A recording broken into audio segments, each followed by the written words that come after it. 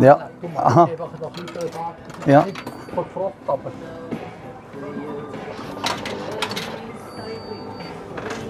Zo. Ja. Aha. Wo die zwei Tuck im Kaffee hatten. Aha, so. Aufgerissen und nachher Tuck drin ohne. Oh, ja. Das macht man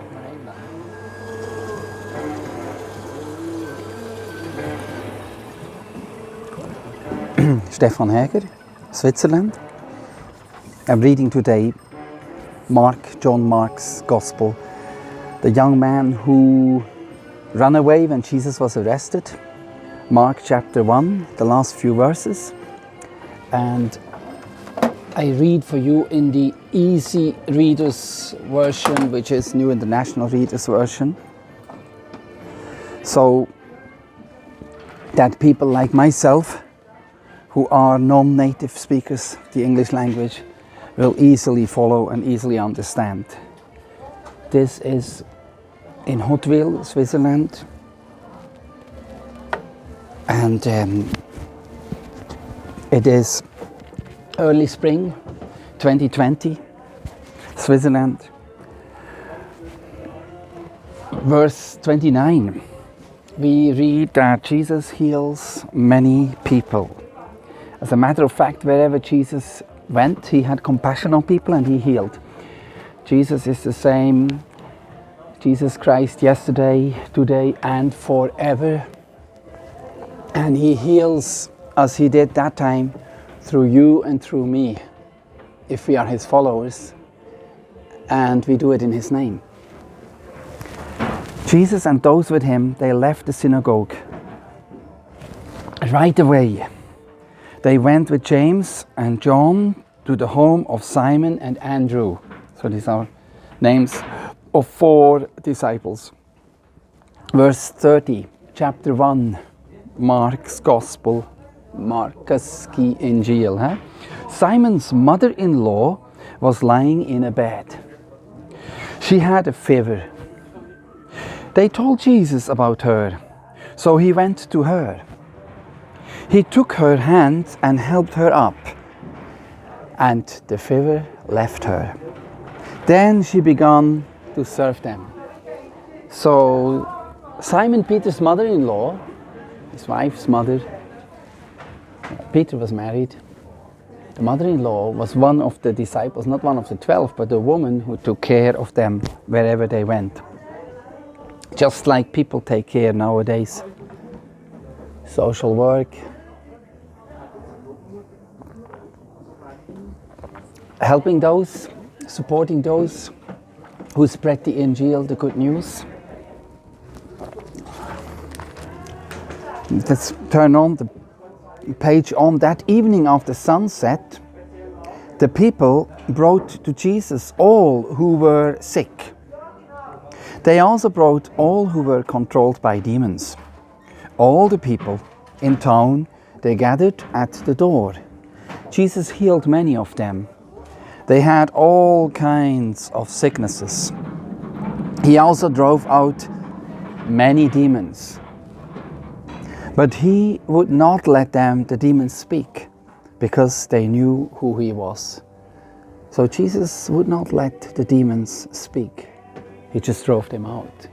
Did not even have a conversation. So much was the difference between him, the light of the world, and those devils of the darkness. Verse 35. It was very early in the morning and still dark. Jesus got up and left the house. He went to a place where he could be alone. There he prayed. Simon and his friends went to look for Jesus. When they found him, they called out, "Everyone is looking for you." Jesus replied, "Let's go somewhere else. I want to go to the nearby towns. I must preach there also. That is why I have come." So Jesus was looking for places where no one has gone, and he went there to preach. So he traveled all around Galilee. He preached in their synagogues. He also drove out demons. Verse 40, a man who had a skin disease, came to Jesus. On his knees, he begged Jesus. He said, "If you are willing to make me clean, do it." You can do it. Jesus was filled with deep concern. He reached out his hand and he touched the man. "I am willing to do it," he said. "Be clean." Right away, the disease left him. He was healed. Jesus sent him away at once. He gave the man a strong warning.